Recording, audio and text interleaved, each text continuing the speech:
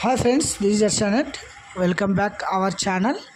This is notification for RRB railway recruitment board group D notification అయితే release చేయడం జరిగింది.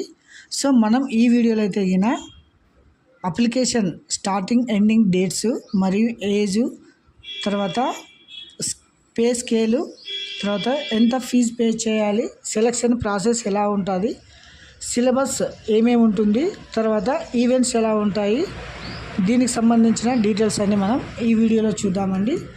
So మన ఛానల్ని ఎవరైనా కొత్తగా చూస్తూ ఉంటే ప్లీజ్ సబ్స్క్రైబ్ మై ఛానల్ మరియు ఒక లైక్ అయితే ఇవ్వండి, అంటే మన ఛానల్ని సపోర్ట్ చేసినట్టు ఉంటుంది. సో మనం వీడియోలోకి వెళ్దామని చూడండి. Government of India ministry of railway recruitment board group D notification అనమాట. సో ఇది వచ్చేసి 10th క్లాస్ క్వాలిఫికేషన్తో 21,997 పోస్టులకి నోటిఫికేషన్ రిలీజ్ చేయడం జరిగింది. టుడే యాజ్ పర్ అంటే ఈ రోజు నుంచి అయితే ఆన్లైన్ స్టార్ట్ కావడం జరిగింది. 31/1/2026 online application started and closing date for the online submission application వచ్చేసి 2వ తారీఖు మార్చ్ 2026 లాస్ట్ డేట్ అనమాట. తర్వాత డేట్ ఆఫ్ మాడిఫికేషన్ విండో అంటే మన అప్లికేషన్లో ఏమైనా చేంజెస్ కానీ ఏమైనా తప్పులు కానీ ఏమైనా సరి చేసుకోవాలంటే దానికి 5వ తారీఖు మార్చ్ 2026 నుంచి 14/3/26 వరకు అయితే అప్లికేషన్ మాడిఫికేషన్ విండో అయితే కరెక్షన్ ఓపెన్ కావడం జరుగుతుంది ఫ్రెండ్స్. తర్వాత నెక్స్ట్ వచ్చేసి ఏజ్ చూసామండి. తర్వాత ఒకసారి ఏజ్ అంటే 18 నుంచి 33 సంవత్సరాలు. తర్వాత ఏజ్ సడలింపు కూడా ఉంటుంది. ఎస్సీ ఎస్టీ వారికి అయితే 5 సంవత్సరాలు, బీసీ వారికి అయితే 3 సంవత్సరాలు.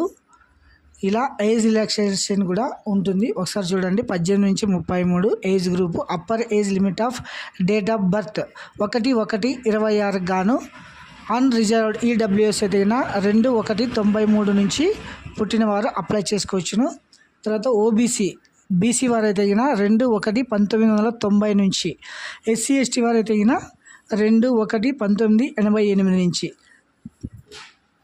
ఏజ్ లిమిట్ ఫర్ ఆల్ 1/1/2008 లోపల పుట్టిన వాళ్ళంతా ఈ నోటిఫికేషన్కి మీరు అప్లై చేసుకోవచ్చును. మరియు చూడండి, ఎస్సీ ఎస్టీ వారికి అయితే 5 సంవత్సరాలు, ఓబీసీ వారికి అయితే 3 సంవత్సరాలు అంటే 18 నుంచి 33 + 3 36, ఎస్సీ ఎస్టీ వారికి అయితే 18 నుంచి 33 + 5 38 సంవత్సరాల వరకు అప్లై చేసుకోవచ్చు అనమాట. సో ఇది వచ్చేసి ఏజ్ సంబంధించింది. తర్వాత మనము సెలెక్షన్ ప్రాసెస్, తర్వాత ఫీజు చూడండి ఒకసారి. క్యాండిడేట్ ఫీజు అంటే మీరు అప్లై చేసుకోవడానికి ఫీజు అయితే ఫర్ ఆల్ క్యాండిడేట్స్ ఎక్సెప్ట్, తర్వాత ఎస్సీ ఎస్టీ వారికి అయితే 250 రూపాయలు. తర్వాత బీసీ వారికి, ఓసీ వారికి అయితే 500 రూపాయలు ఫీజు పే చేయాల్సి ఉంటుందన్నమాట. ఇది వచ్చేసి ఆన్లైన్ అప్లికేషన్ ఫీజు అనమాట. తర్వాత మీకు రీఫండ్, ఎగ్జామ్ అటెండ్ అయిన ప్రతి ఒక్కరికి అయితే 400 రూపాయలు బీసీ వాళ్ళకి రీఫండ్ రావడం జరుగుతుంది. తర్వాత ఎస్సీ ఎస్టీ వారికి అయితే 200 రూపాయలు రిటర్న్ రావడం జరుగుతుంది అనమాట. సో ఇది వచ్చేసి ఈ ఫీజుకి సంబంధించిన వివరాలు. తర్వాత సిలబస్ ఒకసారి చూద్దామండి. సిలబస్ అయితే అర్థమెటిక్, రీజనింగ్, తర్వాత ఇందులో వచ్చేసి 1/3 మైనస్ మార్కులు కూడా ఉంటాయి. సో ఎగ్జామ్ రాసేటప్పుడు మీరు కేర్ఫుల్గా ఎగ్జామ్ రాయాల్సి ఉంటుందన్నమాట. ఎటువంటి తెలియని మిస్టేక్స్ అయితే చేయకూడదు, మైనస్ మార్కులు ఉంటాయి కాబట్టి. సో ప్రతి ఒక్కరు ఇది గమనించగలరు. చూడండి, డ్యూరేషన్ ఆఫ్ ఎగ్జామ్ 90 మినిట్స్ ఉంటుంది. General science 25, mathematics 25, general intelligence and reasoning 30, general awareness and current affairs 20, total questions 100 అనమాట. There will be negative marks 1/3 marks వచ్చేసి నెగిటివ్ మార్క్స్ ఉంటుంది. తర్వాత మినిమం పర్సెంటేజ్ ఆఫ్ క్వాలిఫైయింగ్ వచ్చేసి యూఆర్ అయితే 40%, EWS 40, OBC non criminal 30, SC ST వాళ్ళు 30, ఇలా వచ్చేసి qualifying ఉంటుందన్నమాట. సో ఇది వచ్చేసి సిలబస్. చూడండి, mathematics, general intelligence and reasoning, general science, general awareness, ఇది వచ్చేసి ఎగ్జామ్ సిలబస్ అనమాట. సో ఈవెంట్స్ కూడా ఉంటాయి. నెక్స్ట్ వచ్చేసి దీన్ని ఎలా అప్లై చేయాలనేది ఒకసారి చూద్దామండి. తర్వాత మీకు వచ్చేసి ఇందులో వచ్చేసి బేసిక్ పే కూడా ఒకసారి చూద్దామండి.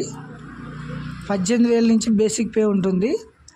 తర్వాత 21,000, తర్వాత అలవెన్స్ అన్నీ కలుపుకొని మీకు బేసిక్ పే చూడండి ఇక్కడ as per standard intelligence pay 18,000. ఇది వచ్చేసి 7th పే మెట్రిక్ అనమాట. లెవెల్ ఆఫ్ పేమెంట్ వచ్చేసి 7th సిపిసి పే. ఇది వచ్చేసి మీ శాలరీ. నెక్స్ట్ దీన్ని ఎలా అప్లై చేయాలంటే ఇది వచ్చేసి వెబ్సైట్ rrbapply.gov.in అనే వెబ్సైట్లో వెళ్ళాలి. ఎవరైనా కొత్తగా రిజిస్ట్రేషన్ అయితే క్రియేట్ అనే అకౌంట్లో వెళ్ళాలి. ఆల్రెడీ రిజిస్ట్రేషన్ అయితే లాగిన్ అప్లికెంట్ లాగిన్లో వెళ్ళి మీరు ఇలా చూడండి, లాగిన్లో వచ్చేసి ఆధార్ కార్డ్ నెంబర్తో మీరు లాగిన్ అయ్యి మీ అప్లికేషన్ పూర్తిగా కంప్లీట్ చేసుకోవచ్చును. సో ఇలాంటి మోర్ అప్డేట్స్ కోసం మన ఛానల్ అయితే సబ్స్క్రైబ్ చేసుకోండి. మరియు ప్రతి ఒక్కరూ ఒక లైక్ అయితే ఇవ్వండి. సో మన ఛానల్ని సపోర్ట్ చేసే విధంగా.